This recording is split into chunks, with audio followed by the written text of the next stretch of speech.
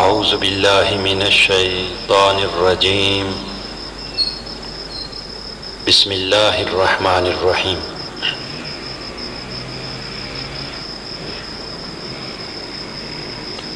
یا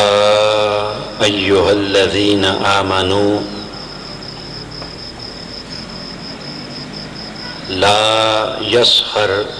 قوم من قوم عسى أن يكونوا خيرا منهم ولا نساء من نساء عسى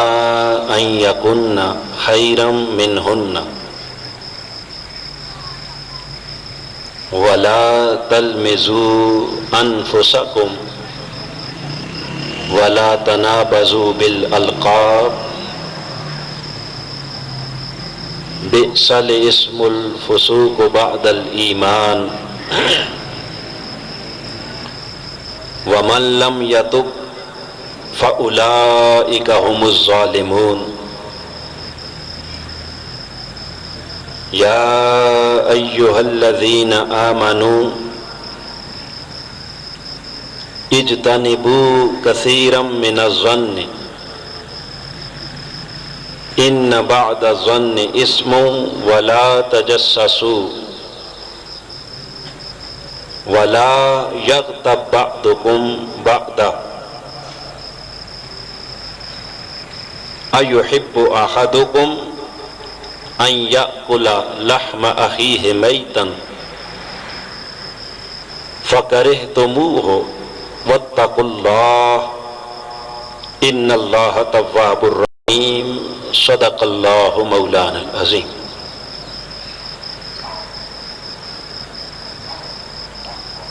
معزز و محتشم علماء کرام اور انتہائی معزز و مکرم خواتین و حضرات اور حاضرین و سامعین،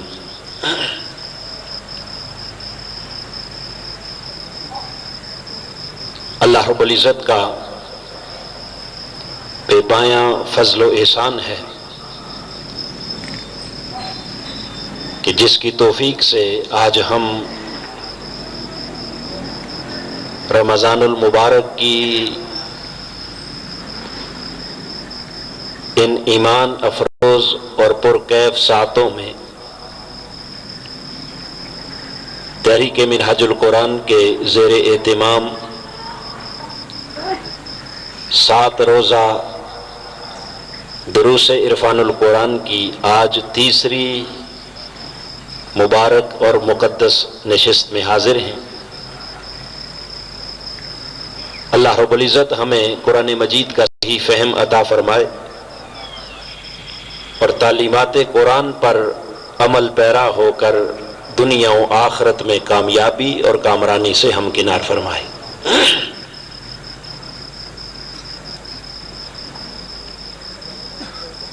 آج کی اس تیسری مبارک نشست میں جیسا کہ آپ احباب جانتے ہیں کہ ہمارا آج کا موضوع ہے معمول کے غیر معمولی گناہ۔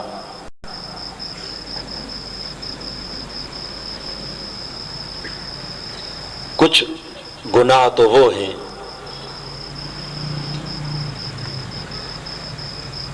کہ جنہیں ہر کوئی گناہ خیال کرتا ہے اور جن کے تصور سے انسان لرز جاتا ہے، کانپ اٹھتا ہے، ان سے کنارہ کشی کرتا ہے اور ان گناہوں سے بچتا ہے، اجتناب کرتا ہے، حتیٰ کہ نفرت کرتا ہے۔ مگر کچھ گناہ ایسے ہیں کہ جو ہماری زندگیوں میں اس طرح رچ بس چکے ہیں اور ہمارے معمولات حیات کا ایسا حصہ بن چکے ہیں کہ کہ صبح و شام ہم اپنی زندگی میں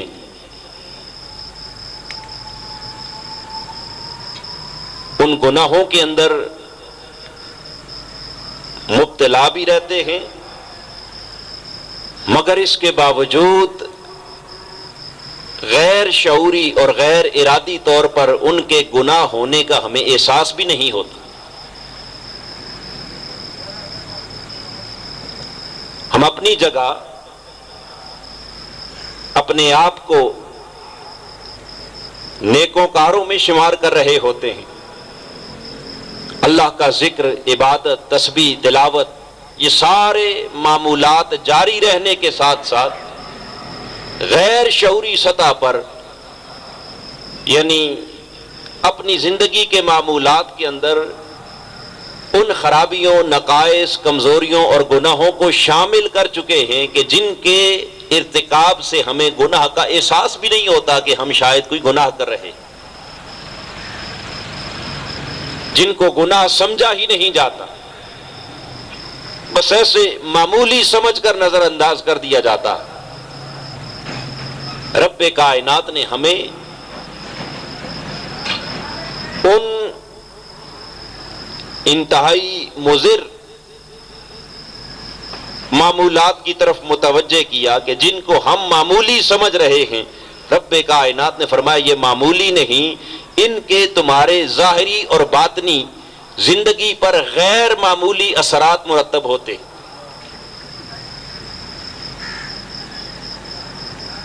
جن کے اثرات بد سے ظاہری معاشرتی زندگی کے اندر بھی ایک فساد اور بگاڑ پیدا ہوتا،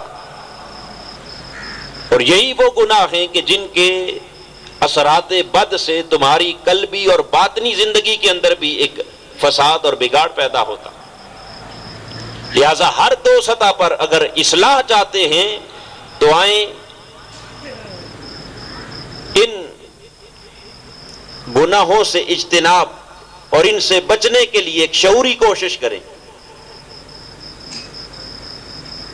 اور اس شعوری کوشش کی طرف ہمیں متوجہ کرتے ہوئے اللہ پاک نے قرآن مجید کے 26ویں پارہ میں سورہ الحجرات،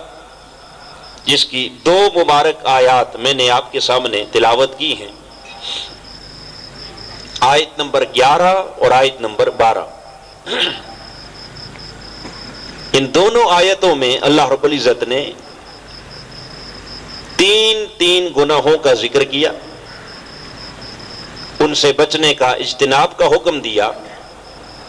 اور ہر 2 آیات کا اختتام رب کائنات نے دعوت توبہ پر کیا۔ آیت نمبر 11 میں معمول کے 3 گناہوں کا اور ہمارے معاشرے کے اندر موجود 3 خرابیوں کا ذکر کرتے ہوئے اللہ رب العزت نے ہمیں تمسخر اور استہزاء سے منع کیا۔ نمبر 2، طعنہ زنی اور الزام تراشی سے منع کیا، اور نمبر 3، ایک دوسرے کو برے ناموں سے پکارنے سے منع کیا۔ اب عام معمولات زندگی میں اگر دیکھا جائے تو کسی کا مذاق اڑانا، کسی پر ہنسنا، کسی کا تمسخر کرنا، کسی کو نگاہ حقارت سے دیکھنا، ہمارے معاشرے میں اس کو بالعموم گناہ تصور نہیں کیا جاتا۔ پڑھے لکھے لوگ ہوں یا ان پڑھ، عالم ہوں یا جاہل، مرد ہوں یا عورتیں، معاشرے کا جو بھی طبقہ ہو، کسی کا تمسخر و استہزاء، کسی کی کم علمی کا مذاق اڑانا، کسی کی ناسمجھی کا مذاق اڑانا، کسی کی غربت کا مذاق اڑانا، کسی کی بے حیثیتی کا مذاق اڑانا، الغرض کسی بھی اعتبار سے نگاہ حقارت سے کسی کو دیکھنا اور اسے حقیر جان کر اس کا تمسخر و مزاح، استہزاء، اس پر ہنسی، جو ہماری زندگی کا ایک معمول ہے، جو ہمارے ہاں گناہ نہیں، مگر رب کائنات نے سب سے پہلے اس کی طرف متوجہ کرتے ہوئے فرمایا یا ایھا الذین آمنو، اے ایمان والو، لا یسخر قوم من قوم، کوئی قوم کسی قوم کا استہزاء نہ کرے، کوئی قوم کسی قوم کو اپنے سے حقیر نہ جانے، کوئی قوم کسی قوم کا تمسخر نہ کرے، کوئی کسی کی غربت کا مذاق نہ اڑائے، کوئی کسی کی بے وقعتی اور بے حیثیتی کا مذاق نہ اڑائے، کوئی اپنے مال پر، کوئی اپنے جمال پر، کوئی اپنے حسن پر، کوئی اپنے علم پر، کوئی اپنے فن پر، کسی شے پر بھی ناز کرتے ہوئے خبردار میرے کسی بندے کو حقیر نہ جانے۔ عَسَىٰ أَن يَكُونُوا خَيْرًا مِّنْهُمْ، ارے تمہیں کیا خبر، تو اپنے مال پہ ناز کر رہا ہے، اپنی جوانی پر، حسن پہ، شباب پر، دولت پر، علم پر، ہنر پر، اپنی طاقت پر، اپنی قوت اور اختیار اور اقتدار پر ناز کرنے والے، تجھے کیا معلوم جسے حقیر جان کر تو تمسخر کر رہا ہے۔ عَسَىٰ أَن يَكُونُوا خَيْرًا مِّنْهُ، عین ممکن ہے وہ سر جھکائے، شرمندگی اور ندامت کا شکار ہوئے جو تیرے سامنے سے گزر رہا ہے، عین ممکن ہے کہ اس کی جھکی ہوئی نگاہیں ہی خدا کی نگاہ میں تجھ سے زیادہ محبوب ہوں، اس کا یہی عمل تیرے رب کی بارگاہ میں زیادہ پسندیدہ ہو۔ پھر فرمایا وَلَا نِسَاءٌ مِّن نِسَاءٍ، کوئی عورت کسی عورتوں، تم دوسری عورتوں کا مذاق نہ اڑایا کرو، ان کا تمسخر و استہزاء نہ کیا کرو، ان پر آوازیں کرنا، ہنسنا، کسی کو حقیر جاننا، اس کے لیے پھر عورتوں سے خطاب کرتے ہوئے فرمایا عَسَىٰ أَن يَكُنَّ خَيْرًا مِّنْهُنَّ، عین ممکن ہے کہ جنہیں تم حقیر سمجھ رہی ہو، جنہیں تم معمولی سمجھ رہی ہو، جن پر تم تمسخر کر رہی ہو، عین ممکن ہے کہ اللہ کی نگاہ میں وہی عورتیں تم سے زیادہ بہتر ہوں اور وہی اللہ کی نگاہ میں تم سے زیادہ محبوب تر ہوں۔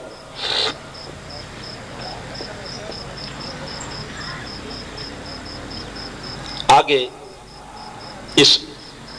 استہزاء اور تمسخر کے بعد پھر دوسرے گناہ کی طرف ہمیں متوجہ کرتے ہوئے فرمایا وَلَا تَلْمِزُوا أَنفُسَكُمْ،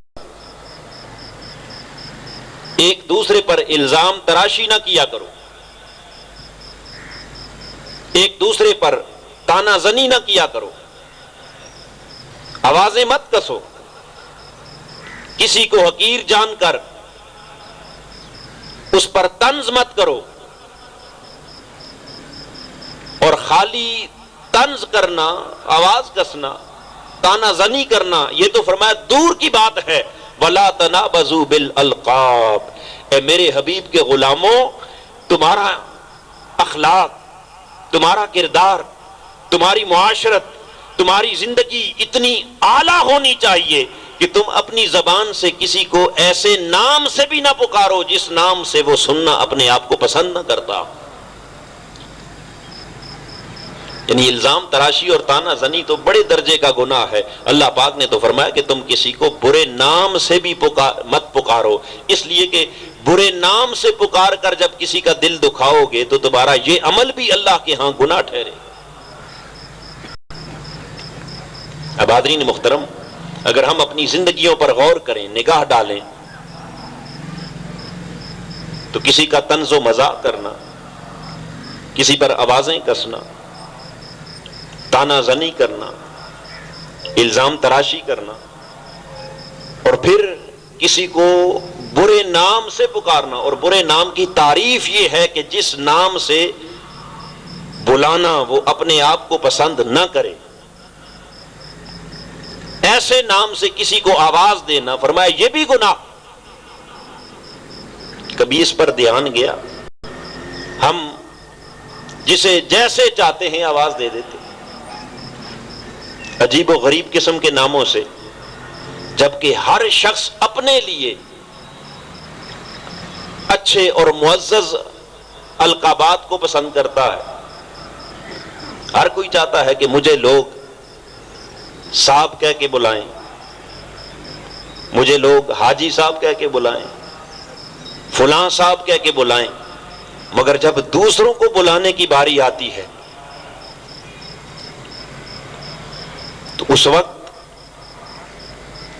یہ سارے القابات اور یہ ساری احترامات اور عزت دوسرے کے لیے ہم نظر انداز کرتے ہوئے، اس کو اپنے سے حقیر سمجھتے ہوئے جس نام سے جیسے دل چاہتا ہے آواز دے دیتے ہیں۔ نتیجتاً یہ ہوتا ہے کہ جب وہ پکار اور وہ آواز کسی کے لیے تکلیف کا باعث بنتی ہے، رب کائنات فرماتا ہے کہ تیری اس تکلیف کے عمل سے بھی میری بارگاہ میں تیرے لیے گناہ لکھ دیا۔ اور کس حد تک اسلام نے ہمیں محتاط رویہ اختیار کرنے کی تعلیم دی، اس تمسخر میں، استہزاء میں، طعنہ زنی میں، الزام تراشی میں، برے نام سے پکارنے میں، کسی کو حقیر جاننے میں۔ اگر اس آیت کریمہ کے پس منظر میں جا کے دیکھیں تو اس کے شان نزول میں ائمہ مفسرین اور ائمہ محققین نے جس خاص واقعہ کی طرف اشارہ کیا وہ یہ کہ آقا علیہ الصلوۃ والسلام کی بارگاہ میں اکرمہ بن ابی جہل، ابو جہل کا بیٹا، جب قبول اسلام کی غرض سے حضور علیہ السلام کی بارگاہ میں حاضر ہوا، اب صاف ظاہر ہے کہ دشمن دین کا بیٹا تھا، رئیس کافرین کا بیٹا تھا۔ صحابہ کرام نے اسے حضور کی بارگاہ میں دیکھا تو دیکھ کر ایک اندر جو فطری دشمنی اور نفرت کا اظہار تھا وہ زبانوں سے ہوا، اور ایک دوسرے سے کہنے لگے ھذا ابن فرعون ھذہ الامہ، استہزاء اور حقارت کی نگاہ سے کہنے لگے دیکھو اس امت کی فرعون کا بیٹا بھی حضور کی بارگاہ میں آیا بیٹھا۔ بس اتنے کلمات جو ان کی زبان سے نکلے تاجدار کائنات کے مقدس مبارک کانوں میں پہنچے، حضور اسی وقت متوجہ ہوئے اور اپنے صحابہ سے فرمایا خبردار لا تؤذوا الاسباء الاحیاء بسبب الاموات، اے میرے غلاموں خبردار مرے ہوئے ماں باپ کی برائیاں ذکر کر کے ان کی زندہ اولادوں کا دل نہ دکھایا گیا۔ کیا ہوا؟ ابو جہل کا بیٹا ہے، اس کا باپ برا صحیح، دشمن دین صحیح، جیسا بھی ہے، مگر آج اس کا بیٹا صدق و اخلاص کے ساتھ توبہ کر کے جب میری بارگاہ میں میرا دین قبول کرنے آ گیا ہے تو تم اس کے باپ کی برائیاں نہ دیکھو، اس بیٹے کی اچھائیاں دیکھو، لہذا اس کے باپ کی برائیوں کا طعنہ دے کر خبردار میرے غلام کا دل دکھانے کی تمہیں اجازت نہیں۔ اب اتنے بڑے دشمن دین کا بیٹا ہے ابو جہل کا، اگر قربان جائیں تاجدار کائنات ابو جہل کے بیٹے کے لیے یہ کلمہ سننے کو تیار نہیں۔ اتنی بات میرے آقا نے گوارا نہ کی، اتنا طنز، اتنی حقارت کے دو جملے تاجدار کائنات کے حضور برداشت نہ ہوئے۔ ادھر میرے آقا نے اپنے غلاموں کو روکا، منع کیا، ادھر رب کائنات نے جبرائیل امین کو قرآن دے کے بھیج دیا۔ فرمایا جبرائیل جا، میرا مصطفیٰ فرش پہ بیٹھ کر اپنے غلاموں کو اخلاق اعلیٰ تعلیم دے رہا ہے، ارے میرے مصطفیٰ کی تعلیم کو قیامت تک کے لیے میرے قرآن کا نصاب بنا دیا جا رہا ہے، میرے محبوب کی سنت اور سیرت کو قیامت تک کے لیے ساری کائنات کے لیے ایک عظیم قانون اور ضابطہ حیات بنا دیا جا رہا ہے۔ حکم آ گیا لا یسخر قوم من قوم، اے میرے حبیب کے غلاموں خبردار کسی کو حقیر جان کر اس کا تمسخر نہ کرنا، اس کا استہزاء نہ کرنا، اس پر تانا زنی نہ کرنا، اس پر الزام تراشی نہ کرنا، حتیٰ کہ اس کو برے نام سے، ایسے لقب سے نہ پکارنا جس نام سے پکارنا وہ اپنے لیے ناپسند کرتا. حاضرین محترم، اس مقام پر میں نے عرض کیا کہ ہم اگر اپنی زندگیوں کا جائزہ لیں تو ہم کس حد تک بے باک ہیں کہ ایک طرف حاجی، نمازی، پرہیزگار، تسبیح خواں، قاری، تلاوت، ہر چیز ہے، مگر اس کے ساتھ ساتھ اللہ کی مخلوق کے لیے ان کی عزت نفس اور تکریم انسانیت کا جذبہ ہمارے من کے اندر موجود نہیں. اور اس مقام پر بڑی خصوصیت کے ساتھ اللہ پاک نے قوم من قوم کے بعد ولا نساء من نساء کہہ کر آقا دو جہاں کی امت کی خواتین کو متوجہ کیا. اور یہ بات لائق توجہ اور لائق التفات مردوں سے بڑھ کر ہماری بہنوں، بیٹیوں، ماؤں کے لیے ہے کہ خصوصی خطاب پورے قرآن مجید کو الحمد سے والناس تک پڑھیں. احکام دین، احکام شریعہ، کسی حکم میں بھی اللہ پاک نے مردوں سے جدا کر کے عورتوں کو الگ کوئی حکم نہیں دیا، سوائے اس کے کہ وہ احکام جو خاص عورتوں کے ہیں جن میں مرد شامل نہیں، مگر جو دونوں کے لیے مشترک امور تھے ان میں ہمیشہ خطاب صیغہ مذکر سے کیا، اور مردوں کے ضمن کے اندر عورتیں بھی خود اس حکم میں شامل ہو گئی. حکم نماز آیا، اقیم الصلاۃ، نماز قائم کرو، ایک ہی صیغہ امر کا، مذکر کا، جس میں مردوں کو بھی حکم ہوا نماز قائم کرو، عورتوں کو بھی اسی حکم کے اندر شامل کر لیا کہ نماز قائم کرو. آتوا الزکات، زکات ادا کرو، ایک ہی حکم مردوں کے لیے بھی عورتوں کے لیے بھی. حلال کھاؤ، ایک ہی حکم مردوں کے لیے وہی عورتوں کے لیے. حرام سے بچو، وہی حکم مردوں کے لیے وہی عورتوں کے لیے. کسی حکم میں الگ خطاب نہیں کیا، مگر جہاں تکریم انسانیت کی بات آئی، جہاں انسانی رواداری کی بات آئی، جہاں حسن خلق کی بات آئی، جہاں تمسخر اور استہزاء سے بچنے کی بات آئی، وہاں ایک خطاب پہلے کیا، لا یسخر قوم من قوم، کوئی قوم کسی قوم کا مذاق نہ اڑائے. تو جب قوم کو منع کیا تو قوم میں مرد بھی آ گئے، قوم میں عورتیں بھی آ گئیں، چونکہ عورت کے بغیر قوم کا تصور نہیں. قوم کے اندر مرد اور عورت دونوں شامل ہیں. ایک بار تو دونوں کے لیے یکساں یکجا حکم آ گیا، مگر اللہ نے اس پر اکتفا نہیں کیا، بلکہ دوسری بار ولا نساء من نساء کہہ کر عورتوں کو الگ سے خطاب کیا کہ ہوشیار، خبردار، میرے مصطفیٰ کی امت کی خواتین تم بھی متوجہ ہو جاؤ کہ کسی کو حقیر سمجھ کر کبھی کسی کا استہزاء نہ کرنا، کسی کا دل نہ دکھانا، کسی کا مذاق نہ اڑانا، کسی کا تمسخر نہ کرنا. رب کائنات الگ سے خطاب کیوں کر رہا ہے؟ اس لیے کہ وہی ساری فطرتیں بنانے والا ہے، ہر شے کو تخلیق کرنے والا، وہی انسانی وجود بخشنے والا،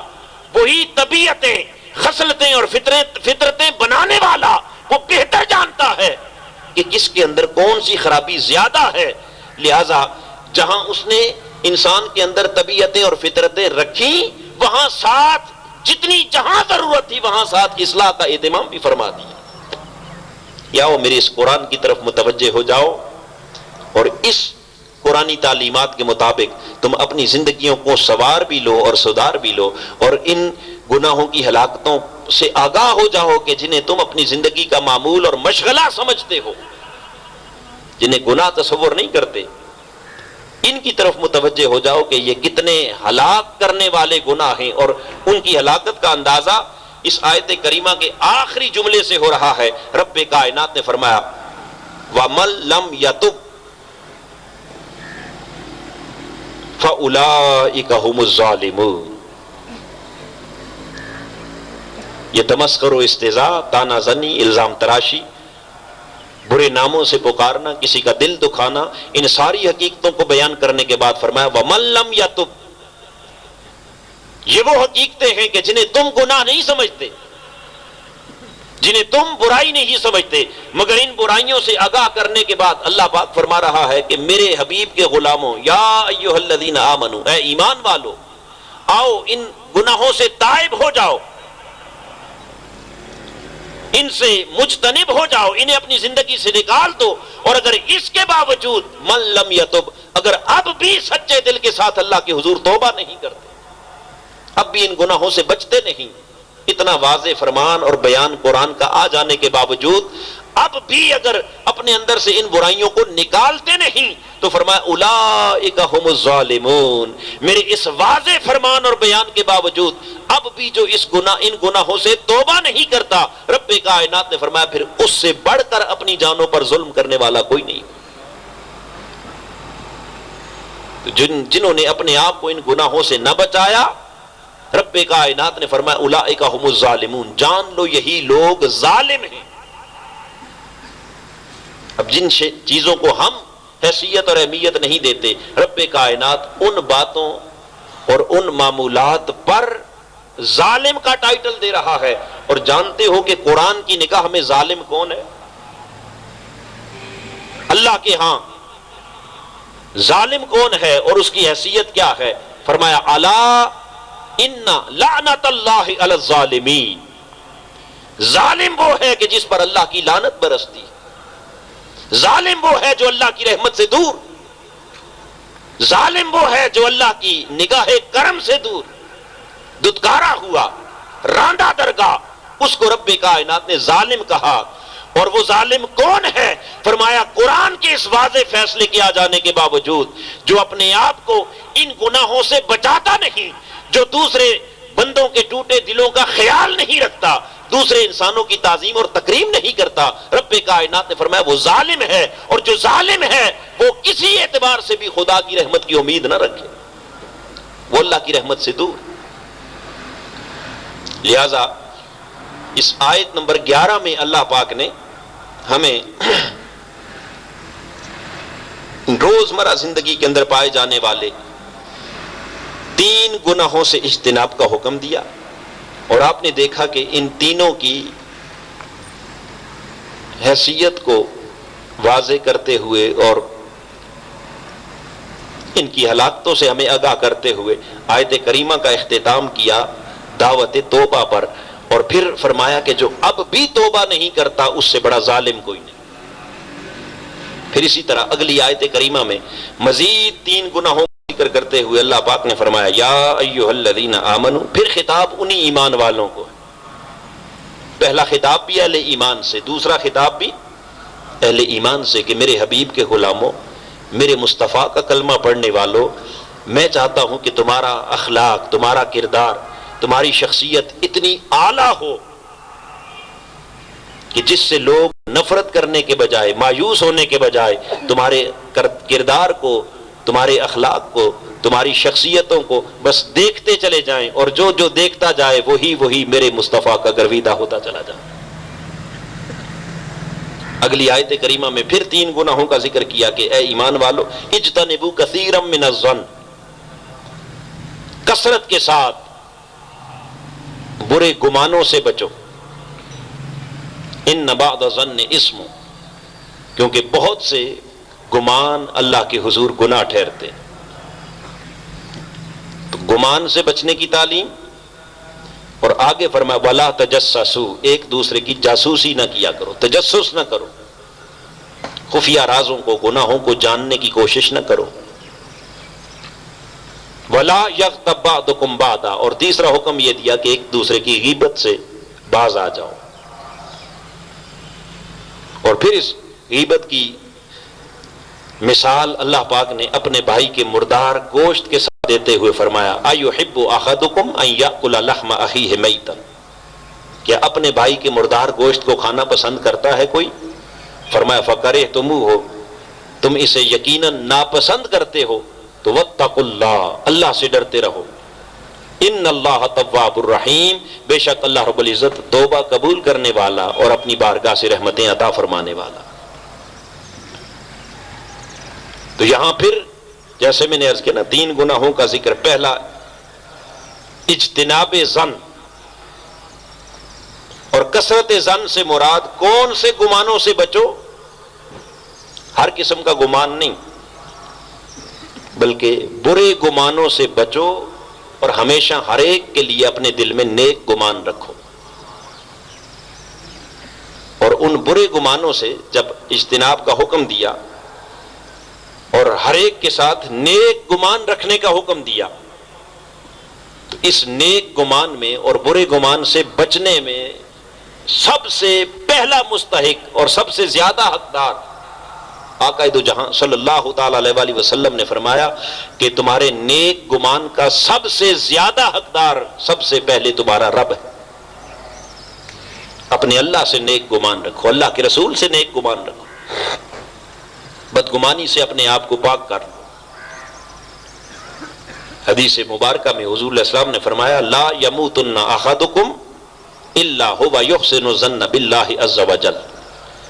کہ تم میں سے ہر شخص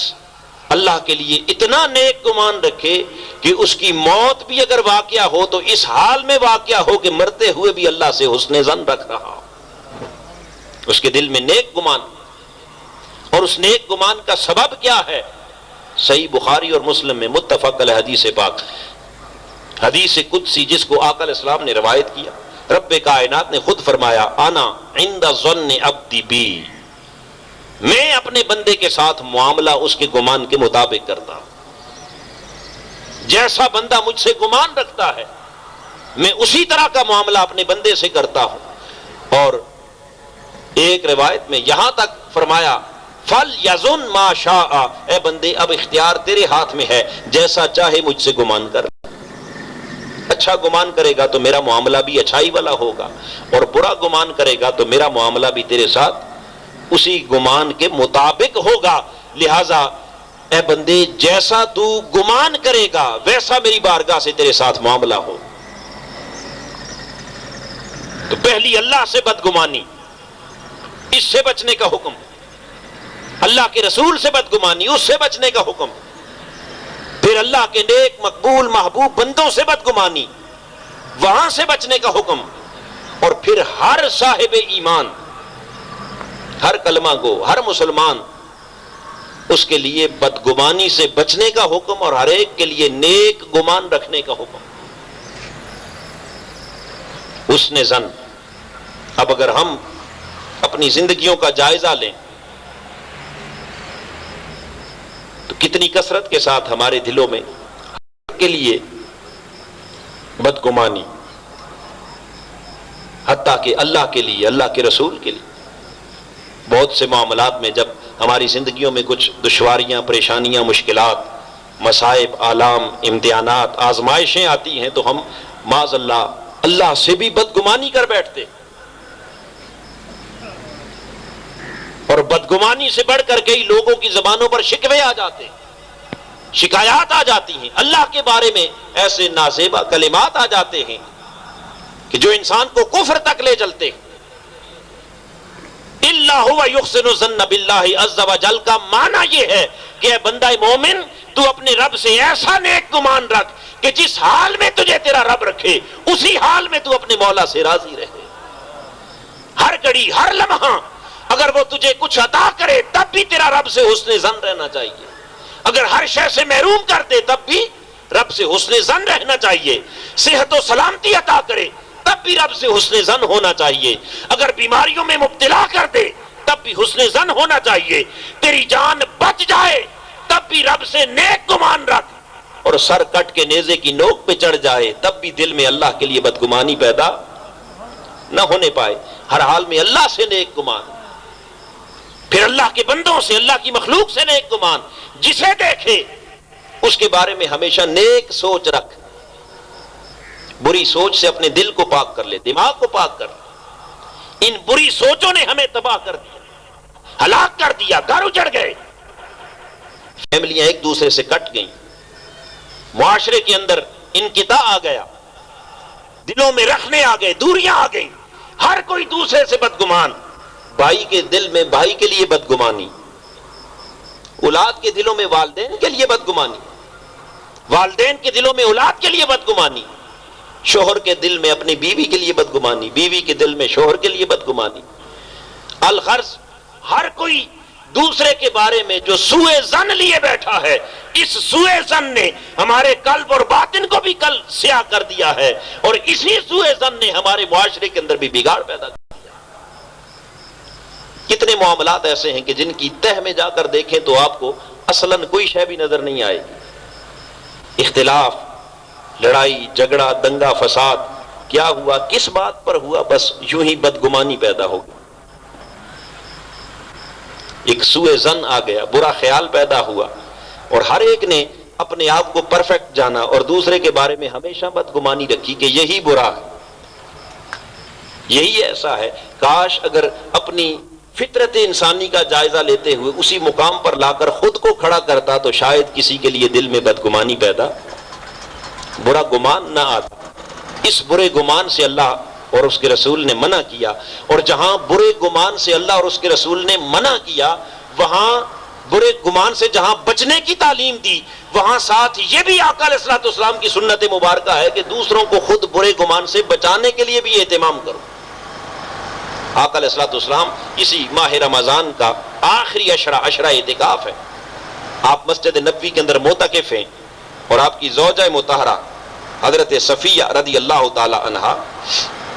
حضور علیہ الصلوۃ والسلام کی بارگاہ اقدس میں ملاقات کے لیے حاضر ہوئی۔ آقا علیہ الصلوۃ والسلام مسجد نبوی کے صحن میں باہر تشریف لائے تو صحن کے باہر وہ کھڑی آقا علیہ الصلوۃ والسلام کے ساتھ محو گفتگو تھی۔ اسی دوران دیکھا کہ ایک شخص قریب سے گزر رہا تھا، صحابی رسول تھا۔ آقا علیہ الصلوۃ والسلام نے اس پاس سے گزرتے ہوئے شخص کو بلایا اور بلا کر فرمانے لگے کہ یہ میری بیوی ہیں صفیہ، جو حالت اعتکاف میں مجھ سے ملنے آئی تھی، میں ان سے بات کر رہا۔ اتنی بات جو اس شخص نے سنی، اس کے پاؤں کے نیچے سے زمین نکل گئی، لرز گیا۔ عرض کی یا رسول اللہ، آپ کو یہ وضاحت کرنے کی حاجت کیوں پیش آئی؟ آپ کو اتنا کہنے کی ضرورت کیا تھی؟ کیا ہمارے دل میں کوئی آپ کے لیے بدگمانی ہو سکتی ہے؟ آقا دو جہاں نے فرمایا بے شک تمہارے دل میں نہ صحیح، مگر چونکہ شیطان جسم میں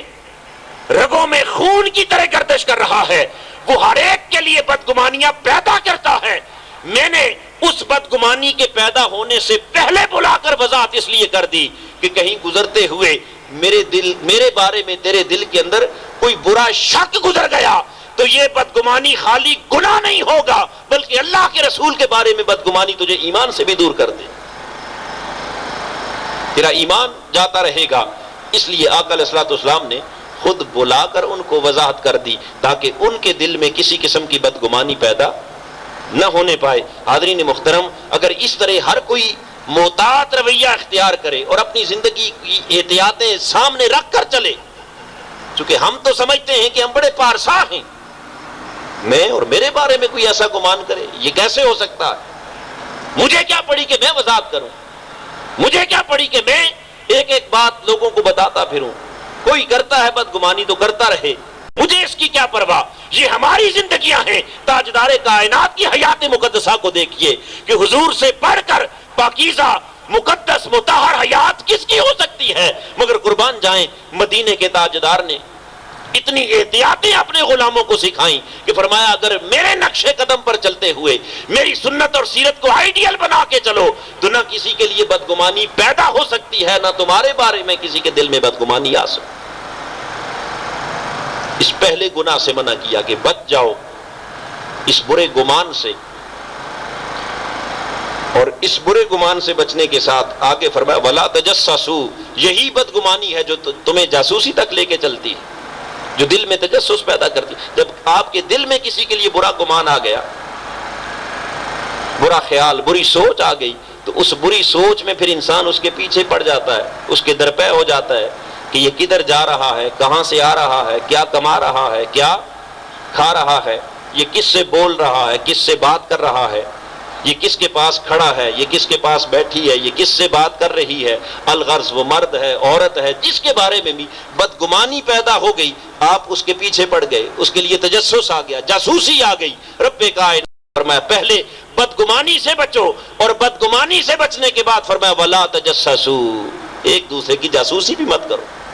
ایک دوسرے کے پیچھے مت پڑو، ایک دوسرے کے خفیہ رازوں کو جاننے کی مت کوشش کرو، ایک دوسرے کے پرائیویٹ معاملات کے اندر کیوں دخل اندازی کرتے ہو، کون کیا ہے تجھے اس سے غرض نہیں ہونی چاہیے۔ یا ایھا الذین آمنو، اے بندہ مومن تجھے تو اس سے غرض ہونی چاہیے کہ میں کیا ہوں، کون کیا کر رہا ہے تجھے اس سے غرض نہیں ہونی چاہیے، تجھے اس سے غرض ہونی چاہیے کہ میں کیا کر رہا ہوں، کوئی کسی کے شب و روز کیسے گزر رہے ہیں، ارے تو اس کی ٹو میں کیوں لگا ہوا ہے، تو اس پر نگاہ رکھتی کہ تیرے اپنے شب و روز کیسے گزر رہے ہیں، تیرے اپنے معاملات کتنے فیئر ہیں۔ لہذا کسی اور کے معاملات میں پڑھنے کے بجائے اپنے معاملات میں پڑھ جاؤ۔ جو اپنے معاملات کو سدھارنے میں لگ گیا اس کے پاس پھر کسی کے تجسس اور جاسوسی کا وقت موقع ہی نہیں رہے گا، اور کسی کا کے لیے تجسس اور جاسوسی اسی کے دل میں پیدا ہوتا ہے جو اپنے آپ سے، اپنے معاملات سے اندھا اور بہرا ہو جاتا ہے۔ اور پھر یاد رکھ لیں کہ جو کسی دوسرے کے معاملات کے پیچھے پڑ جائے، متجسس ہو جائے، دوسرے کے عیبوں کے درپے ہو جائے اور دوسرے کے عیبوں سے پردہ اٹھانے والا بن جائے، پھر ایسا شخص رب کائنات اسے خود اپنی بارگاہ سے ذلت اور رسوائی کا طوق عطا فرما دیتے۔ حضور علیہ الصلوۃ والسلام نے صحیح حدیث مبارکہ کے اندر ارشاد فرمایا، سنن ابی داؤد میں حدیث مبارکہ حضور علیہ السلام نے فرمایا لا تتبعوا عورات المسلمین فإنه من اتبع عوراتهم يتبع الله عورته ومن يتبع الله عورته يفتخ في بيته۔ فرمایا خبردار لوگوں کے خفیہ رازوں کے پیچھے مت پڑا کرو، پرائیویٹ معاملات میں دخل اندازی مت کرو، کون کیا کر رہا ہے کیا نہیں کر رہا، ان کے عیبوں کی تلاش اور جستجو میں مت رہا کرو۔ من يتبع الله عورتهم يتبع الله عورته، فرمایا جو مسلمانوں کے رازوں کو جاننے کی کوشش کرتا ہے، ان کے عیبوں کے پیچھے پڑ جاتا ہے، رب کائنات پھر اس کے چھپے ہوئے عیبوں سے بھی پردہ اٹھا دیتا، اور جس کے عیبوں سے رب پردہ اٹھا دے فرمایا یفتخ فی بیتہ، پھر اسے گھر بیٹھے بٹھائے رب کائنات ذلیل و رسوا کر دیتا، پھر اسے رسوائی سے کوئی نہیں بچا سکتا۔ تو ہماری عزت، تعظیم، تکریم، ہم معاشرے کے اندر معزز ہیں تو صرف اس لیے کہ ہم میں سے ہر ایک کے عیبوں پر رب کائنات نے پردے ڈال رکھے، اس نے چھپا رکھا۔ اگر وہ پردے اٹھا دے تو ہم میں سے شاید کوئی بھی کسی کو منہ دکھانے کے قابل نہ رہے۔ رب کائنات نے فرمایا بندے جب تیرے عیبوں پر میں پردے ڈال رہا ہوں تو اتنا کم ظرف کیوں ہو گیا ہے کہ میری مخلوق کے عیبوں سے پردے اٹھا رہا، میرے بندوں کو رسوا کر رہا، میرے بندوں کو پریشان کر رہا ہے۔ نہیں اے بندہ مومن، تیری شخصیت اور تیری سیرت اور تیرا کردار دوسروں کو رسوا کرنا نہیں، بلکہ اللہ کی مخلوق کے پردے اگر اٹھ جائیں تو ان اٹھے ہوئے پردوں کو بھی ڈھانپ دینا۔ امام ابو بکر الجساس احکام القرآن میں آقا علیہ السلام کی ایک حدیث پاک کو نقل کرتے ہوئے فرماتے ہیں کہ ایک ہے کسی کے عیب سے پردہ اٹھانا، خود عیبوں کی تلاش میں رہنا، جستجو میں رہنا، اور ایک ہے کہ از خود کسی کا عیب، کسی کی کمزوری سامنے آ جائے تو اس سامنے آئے ہوئے عیب پر پھر پردہ ڈال دینا، اس کو ڈانپ دینا، اسے ہضم کر جانا اور دوسرے کو رسوائی سے بچا لینا۔ اس کی اہمیت کو آقا علیہ السلام نے بیان کرتے ہوئے فرمایا من رأى عورتاً فسترہا کان کمن احیاء الموعودہ۔ حضور علیہ السلام نے فرمایا کہ جس نے کسی کے عیب کو دیکھا اور دیکھ کر اس عیب پر پردہ ڈال دیا، پردہ پوشی کر دی، آگے دوسروں کو بیان، اس کو رسوا نہ کیا، اس کو پریشان نہ کیا۔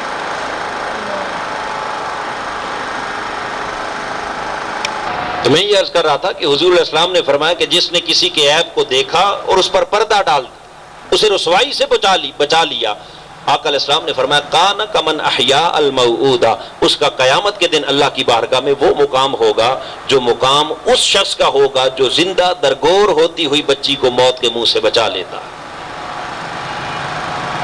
تو جو زندہ درگور ہونے والی بچی کو موت کے منہ سے بچائے اور نئی زندگی عطا کرے، اس شخص کا جو مقام قیامت کے دن اللہ کی بارگاہ میں ہوگا۔ آقا علیہ الصلوۃ والسلام نے فرمایا کہ جو کسی کے عیبوں پر پردہ ڈال کے اس کو رسوائی سے بچا لیتا ہے، وہی وہ کام اللہ کی بارگاہ میں قیامت کے دن اس شخص کا بھی ہو۔ اور صحیح بخاری اور مسلم متفق علیہ حدیث پاک، حضور علیہ الصلوۃ والسلام نے فرمایا من ساتر مسلما ساترہ اللہ یوم القیامہ، جو کسی مسلمان کے عیبوں پر پردہ ڈالتا ہے، رب کائنات قیامت کے دن اس کے عیبوں پر پردہ ڈال دے۔ اور ایک حدیث میں آقا علیہ السلام نے فرمایا کہ جو اس دنیا میں کسی شخص کے قیامت کے دن اس کے اس جیسے 70 عیبوں پر پردہ ڈال دے۔ اب حاضرین محترم، یہ ہے تعلیمات قرآن، اور ایک طرف ہماری معمول کی زندگی، اس میں ذرا خود سوچئے کہ ہم کتنے پردے ڈالتے، کتنی رسوائی سے اپنے بہن بھائیوں کو بچاتے ہیں، اور کتنے ان کی گناہوں کی تلاش میں رہتے ہیں، برائیوں کی کریز میں رہتے ہیں کہ کسی کی کوئی بات ملے، کسی کی کوئی بات، کوئی موضوع سخن بنے، کوئی ڈسکشن کا ہمارے پاس کوئی ٹاپک بنے، ہم بیٹھ کے اس پر ذرا تھوڑی سی بات چیت کر لیں، گھر میں بیٹھ کر، بازار میں بیٹھ کر، دکان پر، سڑک پر جاتے ہوئے، محلے میں بیٹھ کر،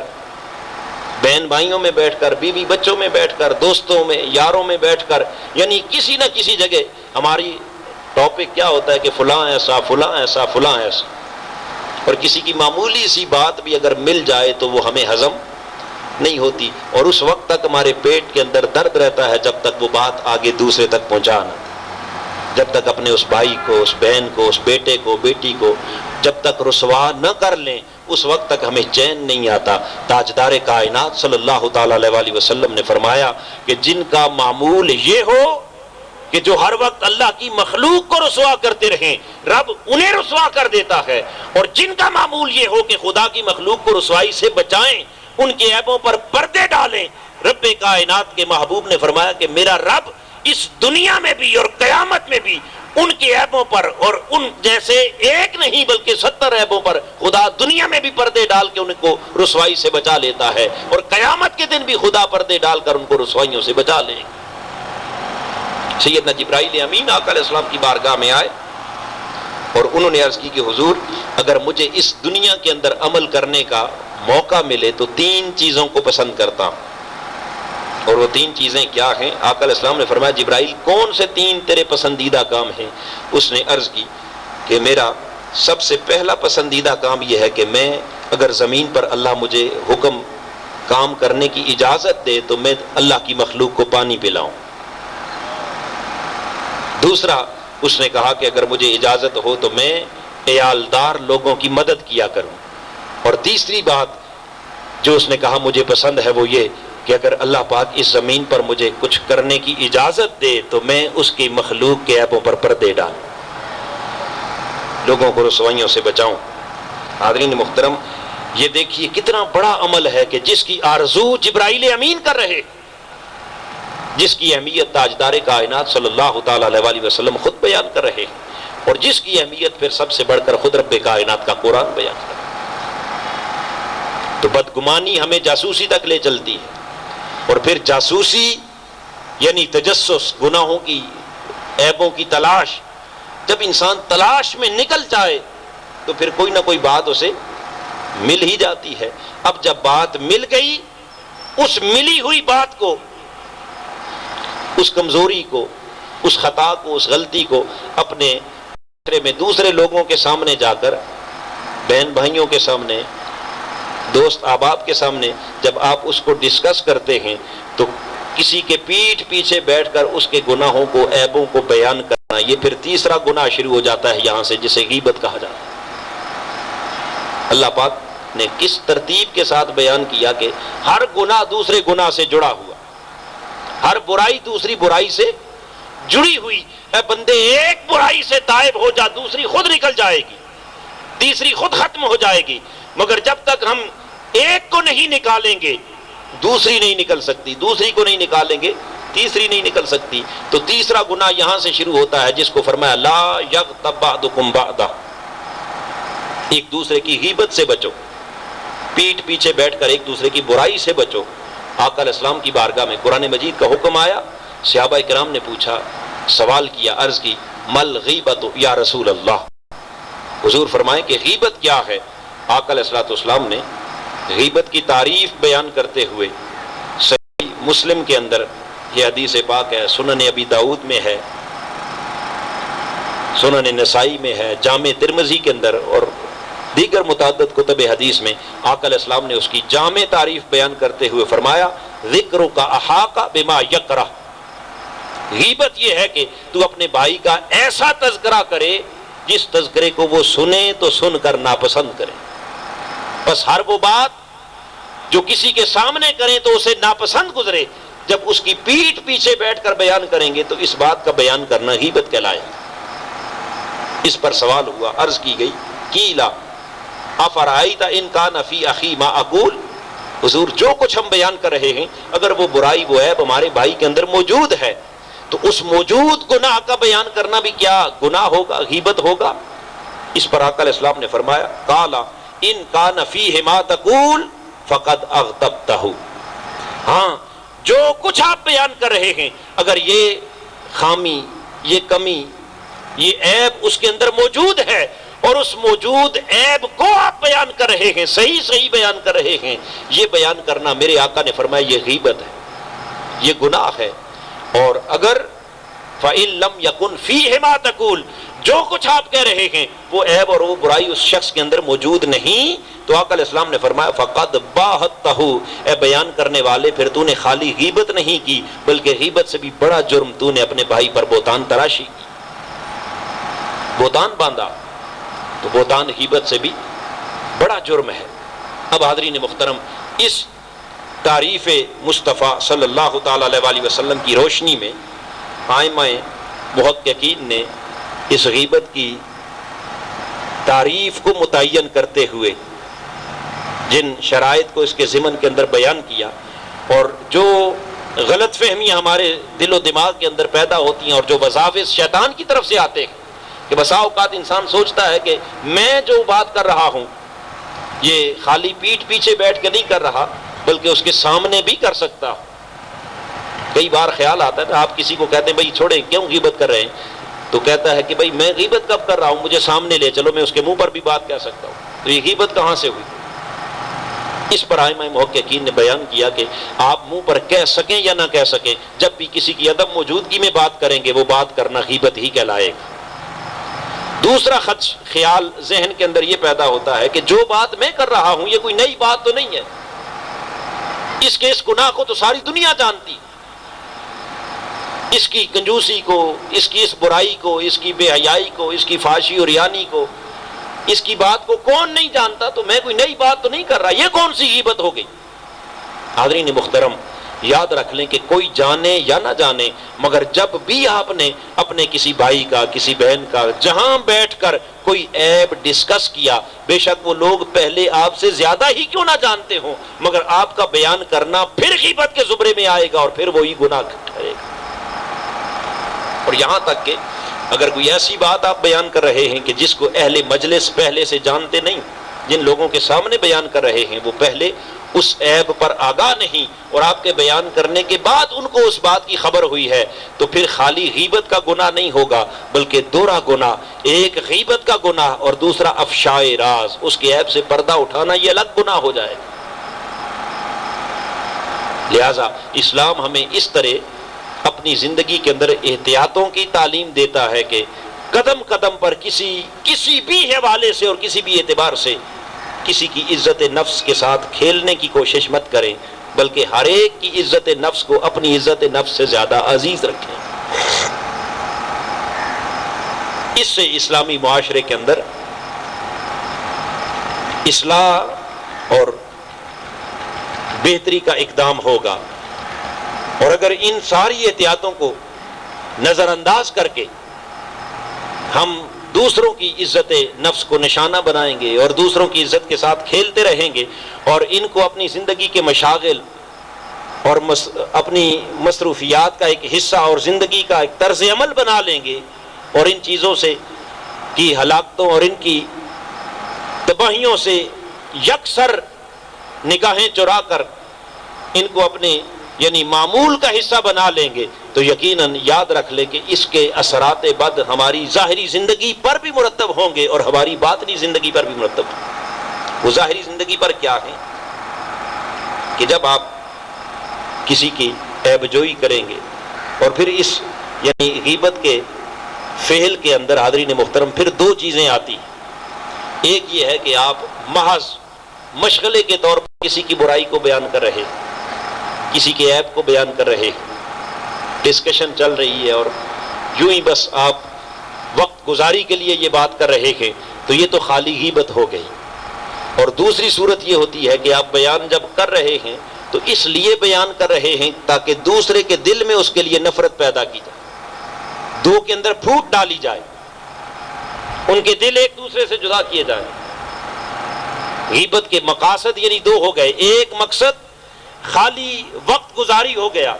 ڈسکشن ہو گیا. ایک مقصد یہ ہے کہ ان دو بھائیوں کے اندر پھوٹ پڑ جائے، ان کے دل جدا جدا ہو جائیں، دو بہنوں میں پھوٹ پڑ جائے، میاں بیوی میں اختلاف ہو جائے،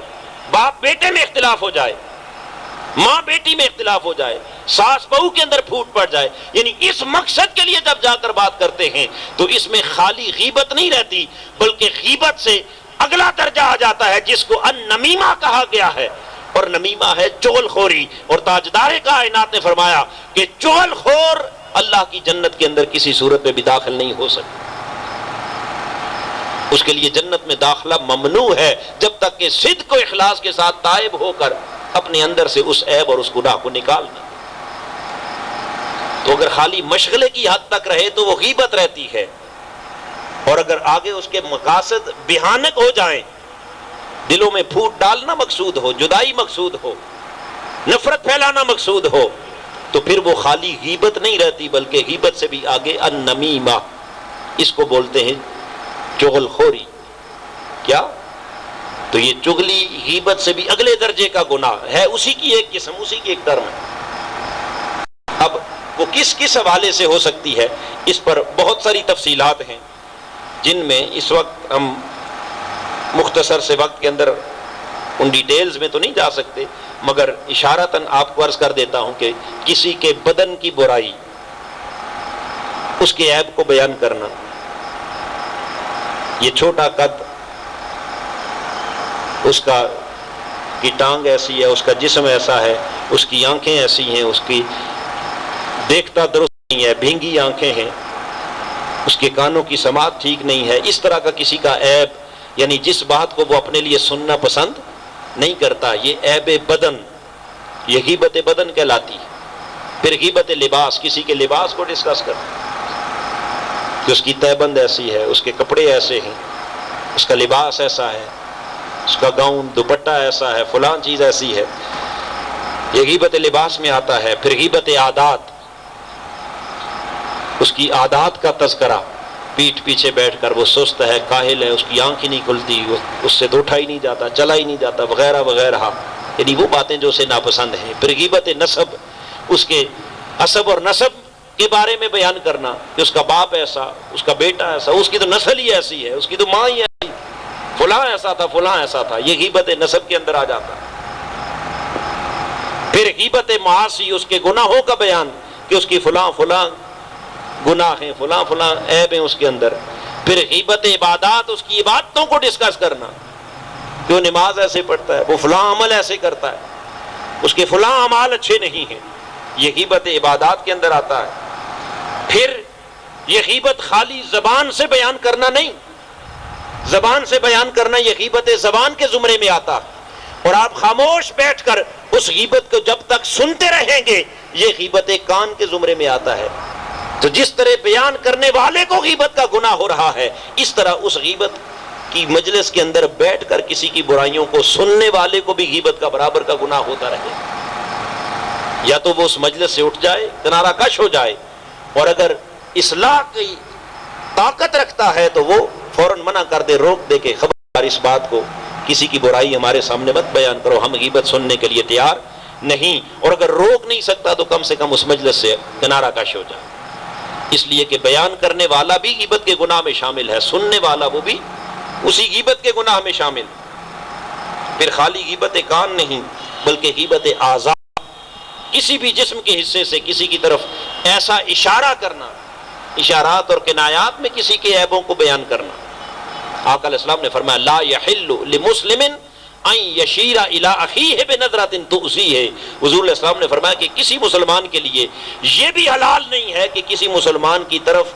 تکلیف دینے والی نگاہ سے اشارہ ہی خالی کر دے،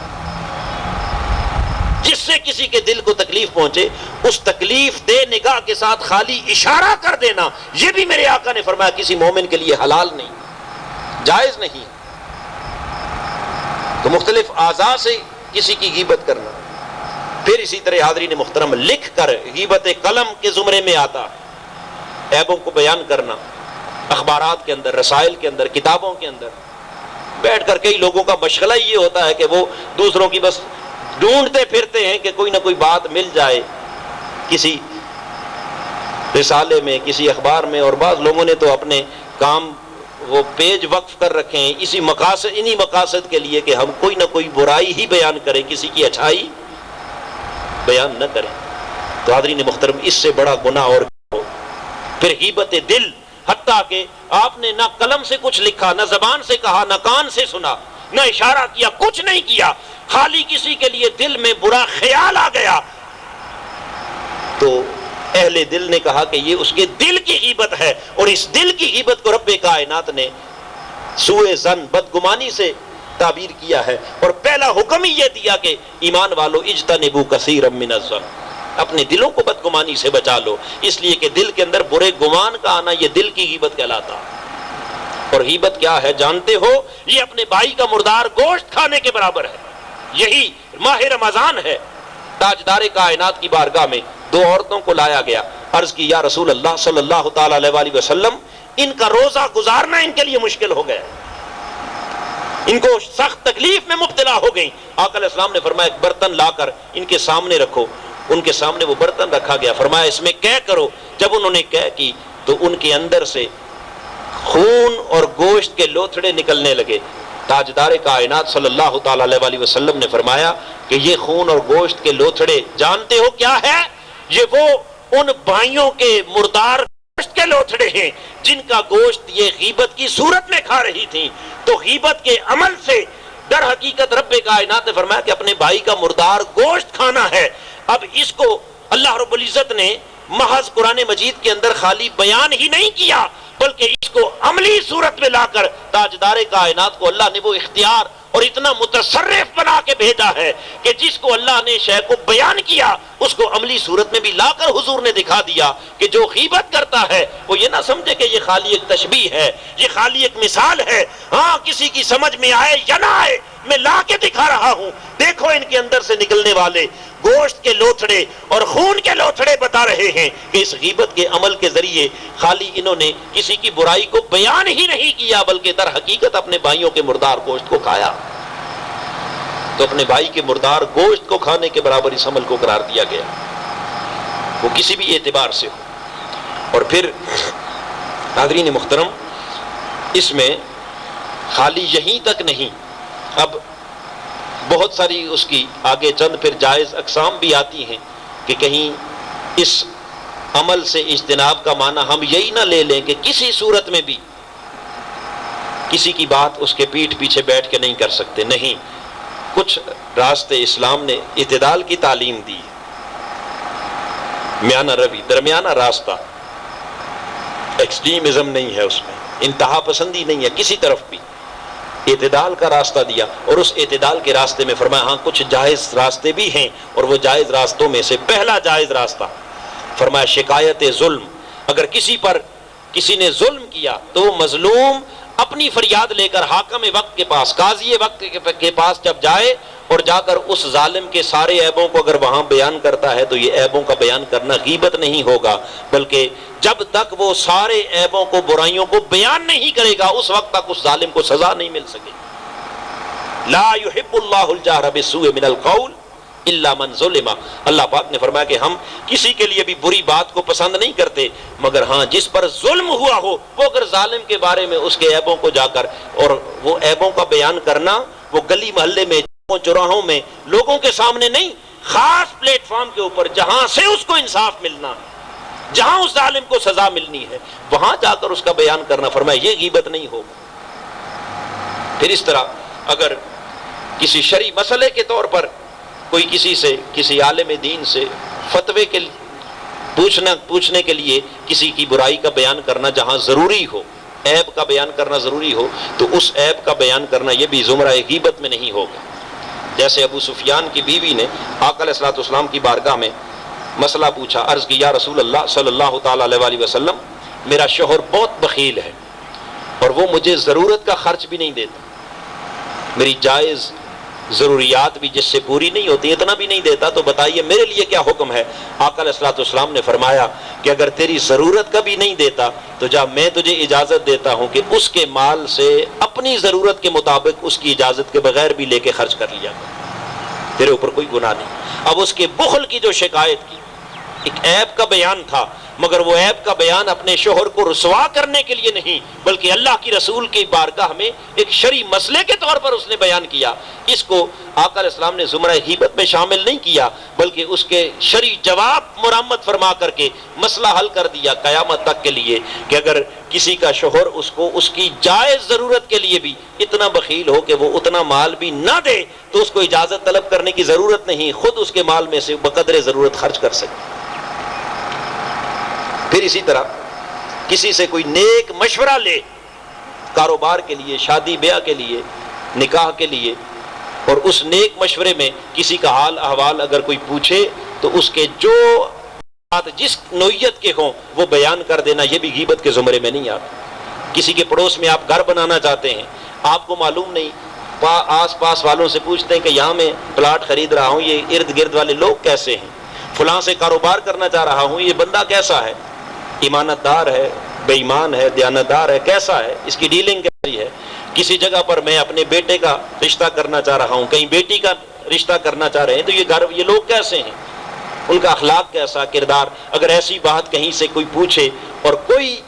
ان کے بارے میں بیان کر دے، بتا دے کہ یہ ایسے لوگ ہیں، یہ اچھے ہیں، ایمانت دار ہیں، نیک ہیں، یا ان کے اندر فلاں عیب ہے، فلاں برائی ہے، فلاں کمزوری ہے، تو ان کمزوریوں کا بیان کرنا یہ بھی غیبت میں شامل نہیں ہوگا، اس لیے کہ وہ اپنے دوسرے بھائی کو اس کے بہتر مستقبل کے لیے ایک اچھا اور نیک مشورہ دے رہے، اس نیک مشورے کو بھی غیبت کے زمرے میں شامل نہیں کیا گیا۔ آقا علیہ الصلوۃ والسلام کی بارگاہ یک میں فاطمہ بنت قیس حاضر ہوئیں اور عرض کی حضور میرے لیے دو طرف سے نکاح کے پیغام آئے ہیں، ایک معاویہ کی طرف سے، ایک ابو جہم کی طرف سے، آپ فرمائیں کہ کون میرے لیے بہتر رہے گا؟ آقا علیہ الصلوۃ والسلام نے فرمایا ان میں سے کوئی بھی تیرے لیے بہتر نہیں، ایک مفلس و کنگال ہے، وہ تیری ضروریات پوری نہیں کر سکے گا، دوسرا عورتوں پر ویسے ہی ظلم کرنے والا ہے، طبیعت کا سخت ہے، وہاں بھی تیرا بسنا مشکل ہو جائے گا۔ لہٰذا تاجدار کائنات صلی اللہ تعالیٰ علیہ وآلہ وسلم نے فرمایا کہ میں تجھے مشورہ دیتا ہوں تو اسامہ بن زید سے نکاح کر۔ تو اس طرح یعنی کسی کو اچھے بہتر مستقبل کے لیے مشورے کے طور پر کسی کی بات بیان کی جائے تو یہ بھی بس اتنی بات ہے۔ اسی طرح کسی کی اصلاح کے لیے، کسی کے بیٹے کو آپ نے برائی میں دیکھا، غلط مجلس میں دیکھا، آ کر باپ کو یا اس کے استاذ کو یا جو تربیت کرنے والا اس کا سرپرست ہے اس کو بتا دیا کہ اس کو سمجھا لیں، اس کی اصلاح کر لیں، اس کو روک لیں، موڑ لیں، تو اس نیت سے آ کر اگر بیان کیا تو یہ بھی غیبت کے زمرے میں شامل نہیں۔ حاضرین محترم، اس پوری گفتگو کا بہت سی آگے اقسام ہیں، مگر خلاصہ اور نچوڑ بیان کر رہا ہوں وہ یہ کہ بس انما الاعمال بالنیات، آپ کی نیت پر ڈیپینڈ کرتا ہے کہ جو کچھ کہہ رہے ہیں کیا اپنے بھائی کو رسوا کرنے کے لیے کہہ رہے ہیں یا اسے رسوائی سے بچانے کے لیے کہہ رہے ہیں، کیا کسی کے لیے کسی کے فائدے کی بات کر رہے ہیں یا کسی کے نقصان کی بات کر رہے ہیں۔ بات ایک ہی ہے،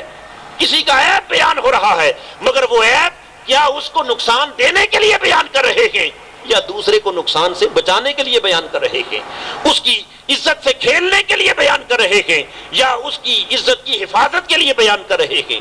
اس کی رسوائی مقصود ہے یا اس کو رسوائی سے بچانا مقصود ہے۔ اگر مقصود اس کی اصلاح اور بلائی ہے، عمل وہی ہے، وہ ثواب بن جاتا ہے، اور مقصود اگر کسی کی رسوائی ہے، کسی کی تباہی ہے، کسی کی ہلاکت ہے تو فعل عمل وہی ہے، مگر وہی عمل اللہ کی بارگاہ میں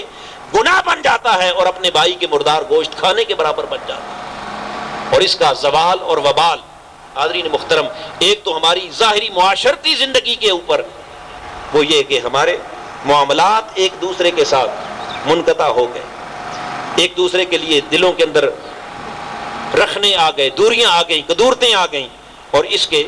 ہماری باطنی زندگی کے اوپر کیا اثرات مرتب ہوتے ہیں اس کو بھی جان لیں۔ آقا علیہ الصلوۃ والسلام نے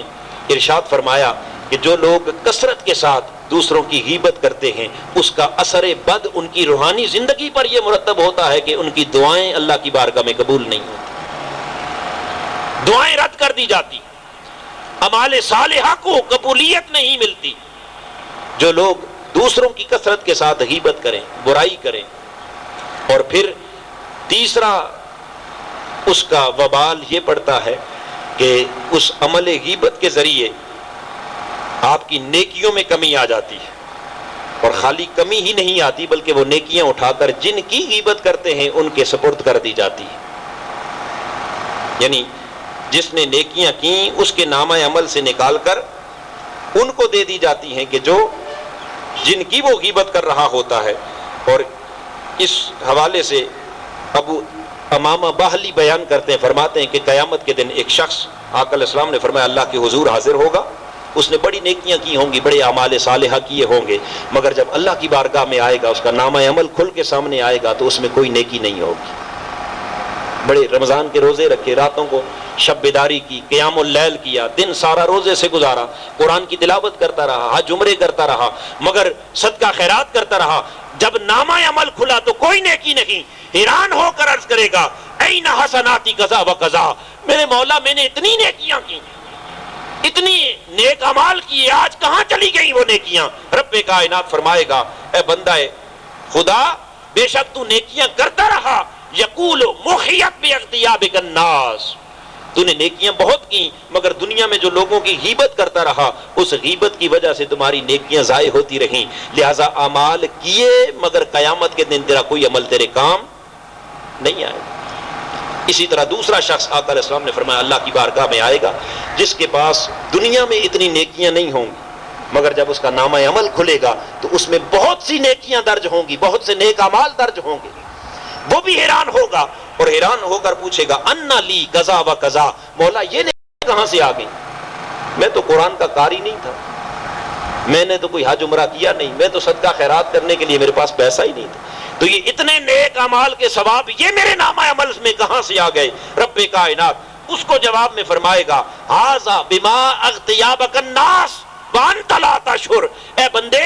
دنیا میں لوگ بیٹھ کر تیری غیبت کیا کرتے تھے، تیری برائیاں کیا کرتے تھے، تجھے تو خبر نہ تھی، مگر وہ غیبت کرنے والوں کی نیکیاں اٹھا اٹھا کر ہم تیرے نامہ عمل میں درج کرتے رہے ہیں، آج وہ نیکیاں کی تو نہیں، کی کسی اور نے ہیں، مگر اس غیبت کے بدلے میں وہ نیکیاں ہم نے تمہیں عطا کر دی ہیں، لہٰذا جس نے کی وہ اپنی غیبت کی وجہ سے محروم ہو گیا، تیری غیبت ہوتی رہی، لہٰذا وہ نیکیاں ان کا ثواب آج قیامت کے دن ہم نے تمہیں عطا کر دیا۔ یہ وجہ ہے حاضرین محترم کہ حضرت خواجہ حسن بصری رضی اللہ تعالی عنہ، اور یہی قول حضرت امام اعظم ابو حنیفہ رضی اللہ تعالی عنہ کے بارے میں بھی ہے، اور دیگر بہت سے اولیاء اللہ کے بارے میں کہ جب ان کو خبر ہو جاتی، پتہ چل جاتا کہ کوئی شخص ان کی برائیاں کرتا ہے، پیٹھ پیچھے بیٹھ کر ان کی غیبت کرتا ہے، ان کو برا بھلا کہتا ہے، تو ان اہل اللہ کا طریقہ کار خواجہ حسن بصری کا طرز عمل یہ ہوتا تھا کہ وہ اپنے غیبت کرنے والوں کے لیے اپنی بارگاہ سے تحائف بھیجا کرتے تھے، کہتے تھے یہ میری طرف سے تحفہ لے جاؤ۔ لوگ کہتے حضور وہ تو آپ کی برائیاں کرتا ہے، آپ تحفے بھیج رہے ہیں۔ آپ فرماتے کہ اس سے بڑا میرے اوپر احسان کرنے والا کون ہوگا کہ جو نیکیاں خود کر رہا ہے اور اپنی کی ہوئی نیکیاں مجھے دے رہا ہے؟ میری غیبت کر کے اس نے میرا کیا بگاڑا ہے؟ جب تک وہ میری غیبت، میری برائیاں کرتا رہا ہے، میری برائیاں اس کے کھاتے میں پڑتی گئیں، اس کی نیکیاں میرے کھاتے میں پڑتی گئیں، لہٰذا جاؤ میری طرف سے اس کو جا کر تحفہ بھی دو اور میری طرف سے اس کا جا کر شکریہ بھی ادا کرو۔ تو حاضرین محترم نیکیاں خود کی اور انسان ان سے محروم ہو گیا، پھر گناہوں میں اضافہ ہو گیا، پھر مردار کا گوشت کھانے کے برابر، اور حتیٰ کہ آقا علیہ السلام نے تو اس دنیا میں دکھا دیا، اور حدیث میں آتا ہے کہ قیامت کے دن وہ مردار گوشت اپنا گوشت نوچ نوچ کے کھائیں گے جو غیبت کرنے والے ہوں۔ پھر اس کا پانچواں وبال وہ یہ ہے کہ اگر غیبت کرنے والا شخص دیگر اعمال کی وجہ سے بخشا گیا